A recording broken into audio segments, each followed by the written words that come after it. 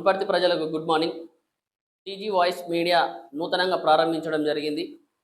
ఈ యొక్క ఛానల్ను ప్రతి ఒక్కరూ సబ్స్క్రైబ్ చేసుకొని మా ఛానల్ను ముందుకు తీసుకువెళ్ళాలని చెప్పేసి కోరుకుంటున్నాం. మార్నింగ్ న్యూస్లకు వెళ్ళే ముందు సీఎం పర్యటన ప్రణాళిక ఉద్దేశంపై అనుమానాలు, ఎందుకు అనుమతులు రద్దు చేశాం, పాకిస్తాన్ మద్దతుదారుణ్ణి కలిసేందుకు సీఎం రేవంత్ రెడ్డి ప్రయత్నం, అందుకే అమెరికా పర్యటనను రద్దు చేసిన కేంద్రం. ఏం చేస్తారో ఏం చేస్తూనే ఉంటారు, మీరు తిరుగుతూనే ఉంటారు. నీ కూతురు వ్యాఖ్యల్ని ఎందుకు ఖండించలే, సుష్మిత సీఎంను ఇష్టం వచ్చినట్లుగా తిట్టింది, తాగుబోతు లెక్క బజారు మాటలు అన్నది. మీ అంతర్గత కుంభకోణం ఏందో ఏం కథనో ఒకరికొకరు తిట్టుకుంటూనే ఉన్నారు పొద్దున్న లేసే రాత్రి వరకు. వనపర్తి జిల్లా నుంచి మొదలు పెట్టుకుంటే రాష్ట్ర స్థాయికి చేరింది. రాష్ట్ర స్థాయి నుంచి ఢిల్లీ పీఠం తొక్కింది. ఆ ఢిల్లీలో కూడా ఏం జరిగిందో చూద్దాం. నిన్న ఎవరెవరో పోయినట్లున్నారు.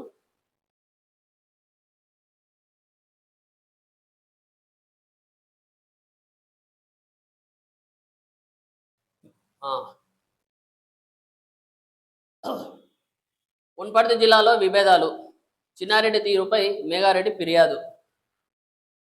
వనపర్తి జిల్లాలో కాంగ్రెస్ పార్టీ విభేదాలు, చిన్నారెడ్డి తీరుపై మేఘారెడ్డి ఫిర్యాదు, పార్టీ సీనియర్ నేతకు ఫిర్యాదు.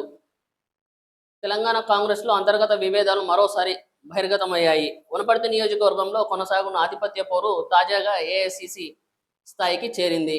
పార్టీ సీనియర్ నేత చిన్నారెడ్డి తీరుపై స్థానిక తుడి మేఘారెడ్డి తీవ్ర అసంతృప్తి వ్యాఖ్యలు చేశారు. ఈ నేపథ్యంలో ఢిల్లీకి వెళ్లిన మేఘారెడ్డి తన అనుచరులతో కలిసి ఏఐసిసి అధ్యక్షుడు మల్లికార్జున ఖార్గేను కలిశారు. చిన్నారెడ్డిపై పలు ఆరోపణలు చేస్తూ ఖార్గేకు ఫిర్యాదు అందజేశారు. చిన్నారెడ్డి కాంగ్రెస్ పార్టీకి వ్యతిరేకంగా చేసిన వ్యాఖ్యలను సంబంధించిన రికార్డులు, వీడియో క్లిప్పింగ్లను ఖార్గేకు అందజేసినట్లు మేఘారెడ్డి తెలిపారు. పార్టీ వ్యతిరేక కార్యకలాపాలకు పాల్పడుతున్న చిన్నారెడ్డిపై క్రమశిక్షణ చర్యలు తీసుకోవడంతో పాటు పార్టీ నుండి సస్పెండ్ చేయాలని కోరినట్లు పేర్కొన్నారు. ఆయన సీనియరు, చిన్నారెడ్డి సారు సీనియర్ కదా, మళ్ళీ ఆయనను ఏం చేస్తారో చూడాలి. పార్టీ మళ్ళీ క్రమశిక్షణ పార్టీ ఏం చేస్తుంది, మల్లికార్జున ఖార్గే ఏం చేస్తాడో చూడాల్సి ఉంది. ఇంకా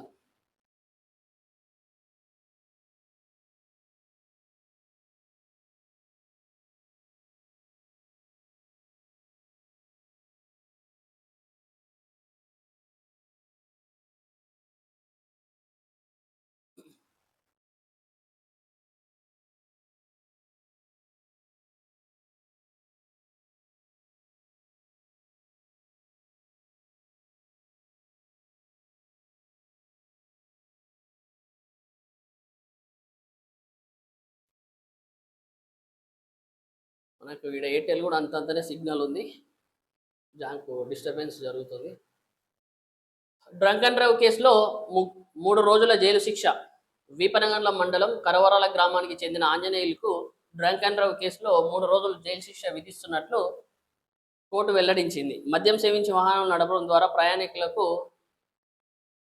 ప్రమాదాలకు కారణమయ్యే అవకాశం ఉందని, వాహనదారులు నిబంధనలను సరిగా పాటించాలని వీపనగండ్ల స్థానిక ఎస్ఐ జె నరేష్ సూచించారు. మద్యం సేవించి వాహనాలు నడపొద్దని, డ్రంక్ అండ్ డ్రైవ్ పాల్పడితే చట్టపరమైన చర్యలు తప్పవని హెచ్చరించారు. వాళ్ళే తాగమంటారు, వాళ్ళే టార్గెట్ పెడతారు, మళ్ళీ వాళ్ళే తాగొద్దని చెప్తారు, డ్రంక్ అండ్ డ్రైవ్ చేస్తారు.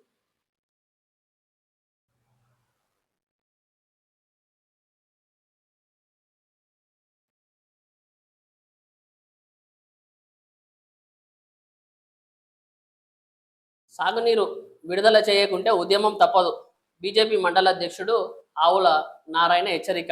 వర్షాకాలం ప్రారంభమై 3 నెలలు గడుస్తున్న మండల కేంద్రంలోని రైతులకు సాగునీరు అందక తీవ్ర ఇబ్బందులు పడుతున్నారని బీజేపీ మండల అధ్యక్షుడు ఆవుల నారాయణ ఆరోపించారు. స్థానిక మండల కేంద్రంలో ఆయా విలేకరుల సమావేశంలో మాట్లాడుతూ చెరువు కుంటను నింపి ఆరుతడి పంటకు సాగు అందిస్తామని ప్రభుత్వం మంత్రి జూపల్లి కృష్ణారావు ప్రకటించినప్పటికీ ఆచరణలో నీళ్లు అందడం లేదని విమర్శించారు. వాళ్ళేమో నీళ్ళు ఇస్తామని వాళ్ళు చెప్తున్నారు, మీరేమో లేదు ఇడవాలని మీరు చెప్తున్నారు. ఏం జరుగుతుందో చూద్దాం.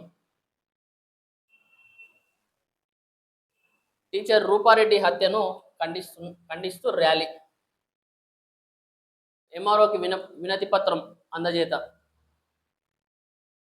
ఈ ప్రభుత్వ పాఠశాలలో పనిచేసేటువంటి ఎవరైతే టీచర్లు కానీ ఉపాధ్యాయులు ఉన్నారో వాళ్ళు వాస్తవంగా చెప్పాలంటే పిల్లల్ని ఎవరిని కొట్టకుండా వాళ్ళని ఏదో కంటి చూపుతో బెదరగొడితే ఆ పిల్లలు కాస్త ఎంతో అంత చదవడానికి ప్రయత్నం చేస్తారు. ప్రతి విద్యార్థిని ఈడనే కాదు, వనపర్తి జిల్లాలో కూడా ఇదే పరిస్థితి నెలకొన్నది. ఇది సరే, ఈ చంపడం, హత్య చేయడం అనేది తప్పు. కాకపోతే వాళ్ళు కూడా మార్చుకోవాల్సిన విధానం ఏంటంటే ఈ ఉపాధ్యాయులకు రక్షణ. ప్రతి విద్యాలయంలో ప్రగతి విద్యాలయం ర్యాలీ. సరే, ఈ ఉపాధ్యాయులకు రక్షణ కావాల్సింది కరెక్టే, కానీ మళ్ళీ పిల్లల్ని కొడుతున్నారు కదా. మళ్ళీ ఆ పిల్లల్ని కొట్టేటప్పుడు మళ్ళీ వాళ్ళకి ఎవరు రక్షణ? తండ్రి పోయి అడుగుతాడు, అమ్మ నా పిల్లల్ని ఎందుకు కొట్టినావు? నా పిల్లల్ని కొడితే మా పిల్లలు ఇంటికి వచ్చి ఏడుస్తున్నారు, డాడీ కొడుతున్నారు, మమ్మీ కొడుతున్నారు అని చెప్పి ఆరోపణలు చేస్తున్నారు ఇంటికి వచ్చి. మీరు మళ్ళీ మేము ఇంటికి రాగానే అడగంగానే ఏం చేస్తారంటే మీ నాన్న ఫీజు కట్టలేదని చెప్పేసి ఆ కక్షతో బయట నిలబెడతారు. అంటే అదొక అవమానం మళ్ళీ అడిగితే. అంటే ఎటు చూడు పిల్లల తల్లిదండ్రులకే భారం, మీరు మాత్రం రోడ్ ఎక్కి మాత్రం రక్షణ కావాలని చెప్పి మాత్రం ధర్నాలు చేస్తారు. అంటే పిల్లల తల్లిదండ్రులకైతేనేమో రక్షణ లేదు, కానీ మీకు మాత్రం రక్షణ కావాలి. ఇది న్యాయం.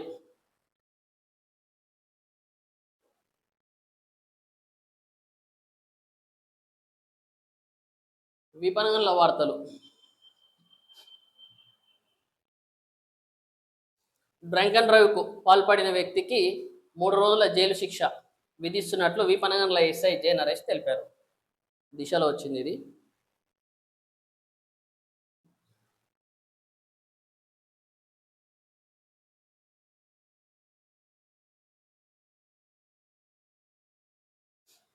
సాక్షి. సమస్యల వడి, ఏకో ఉపాధ్యాయుడి బడి. నాగర్లబండ ప్రాథమిక పాఠశాలలో 3 విద్యార్థులతో ఉపాధ్యాయులు. 8 స్కూళ్లలో 79 మంది విద్యార్థులే. ఇప్పటికే మూతబడ్డ ఒంటిమిట్ట తాండా పాఠశాల. మనకి ఇప్పుడు ప్రైవేట్ పాఠశాలలు ఉన్నాయి, అందరూ ప్రైవేట్ పాఠశాల వైపు మొగ్గు చూపిస్తున్నారు. మన దగ్గర ఉన్నటువంటి ఉపాధ్యాయులను ఏం చేస్తున్నారంటే ఈడ బాలేదని చెప్పేసి, బస్సు సౌకర్యాలు లేవు మీ మండల హెడ్ క్వార్టర్లు అని చెప్పేసి డిప్యుటేషన్ మీద వేరే జిల్లాలకు లేదంటే పట్టణాలకు పంపిస్తున్నారు.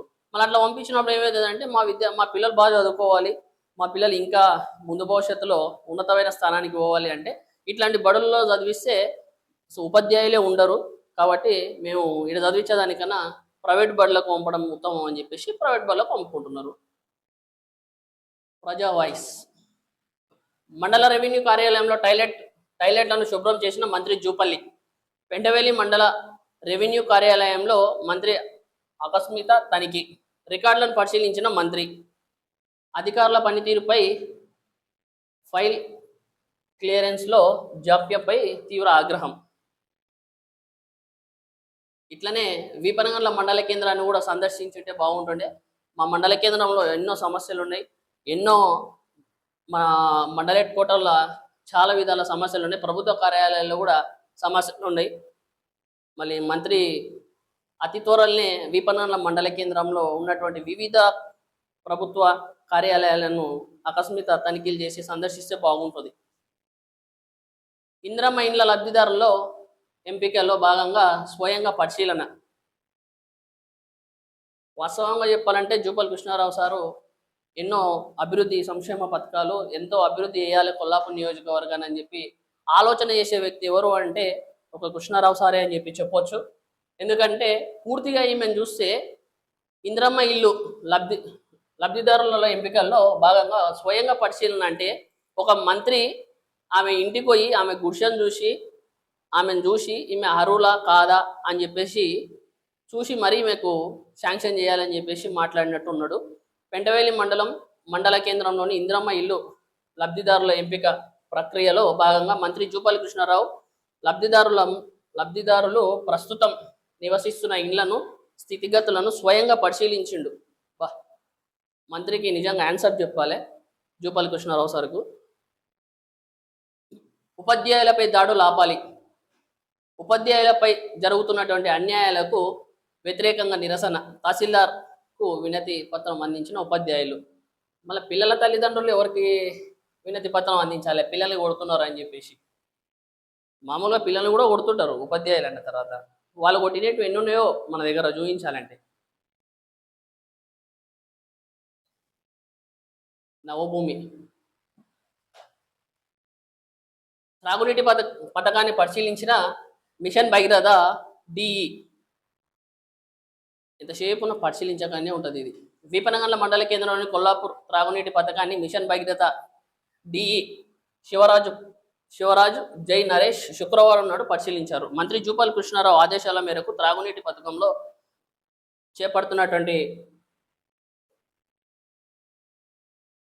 చేపట్టాల్సిన మరమ్మతుల కోసం ప్రతిపాదనలు సిద్ధం చేస్తున్నట్లు ఆయన తెలిపారు. చూడాలి మనం. మద్యం తాగి వాహనాలు నడపరాదు. ఎస్ఐ వీపనగర్ల ఎస్ఐ జె నరేష్. ప్రజాజ్యోతి మద్యం తాగి వాహనాలు నడిపితే జైలుకే. ఇది మంచి నిర్ణయమే. కాకపోతే తాగేటోళ్ళు 100 లోపు తాగుతారు. ఒకవేళ అదృష్టం బాగాలేకుంటే 100 దాడితే అప్పుడు జైలుకు పోతారు. ఇంకేమున్నాయి?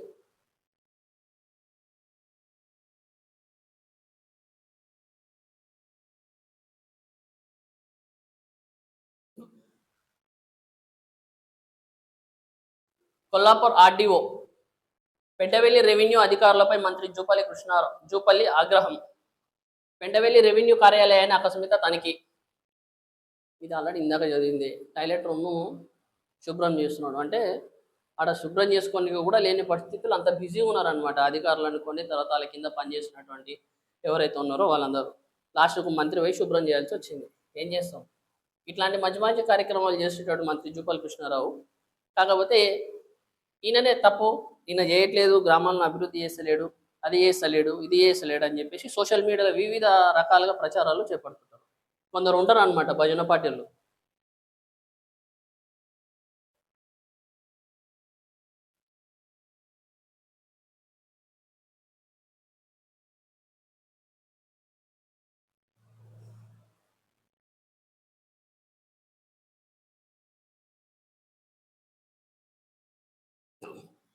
ఫోన్పే లంచం ఏసీబీకి చిక్కిన గ్రామ పంచాయతీ కార్యదర్శి.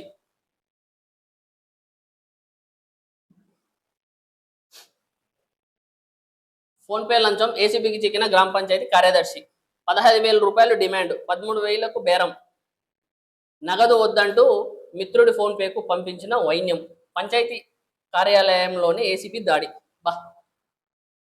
ఇది ఫోన్పే ద్వారా వేయించుకొని ఈ గ్రామ పంచాయతీ కార్యదర్శుల గురించి ఒక 2 నిమిషాలు మాట్లాడుకుందాం.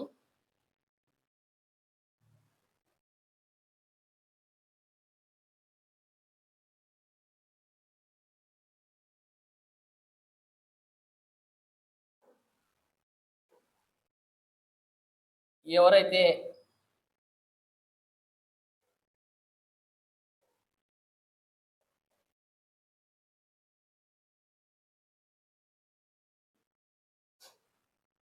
ఫోన్పే లంచం ఏసీబీకి చిక్కిన గ్రామ పంచాయతీ కార్యదర్శి. 15,000 డిమాండ్, 13,000 రూపాయలకు బేరం. నగదు వద్దంటూ మిత్రుడి ఫోన్పేకు పంపించిన వైన్యం. గ్రామ పంచాయతీ కార్యాలయంలో ఏసీబీ దాడి. ఏడా ఇది? మంచిర్యాల జిల్లా. దీని గురించి, ఈ యొక్క వార్త గురించి 2 నిమిషాలు మాట్లాడుకుందాం. గ్రామ పంచాయతీ కార్యదర్శుల పని ఎట్లుంటుందంటే, ఇది ఫోన్పేకు లంచం. ఈ ఫోన్పేకి వేయించుకొని వీళ్ళు ఏం చేస్తారంట అంటే, ఎవరైనా ఇంటి పన్ను కట్టాలి ఒకటి, తర్వాత వచ్చేసి నీళ్ళది కట్టాలి, తర్వాత ట్రేడ్ లైసెన్స్ అని ఉంటుంది, ట్రేడ్ లైసెన్స్ కట్టాలి.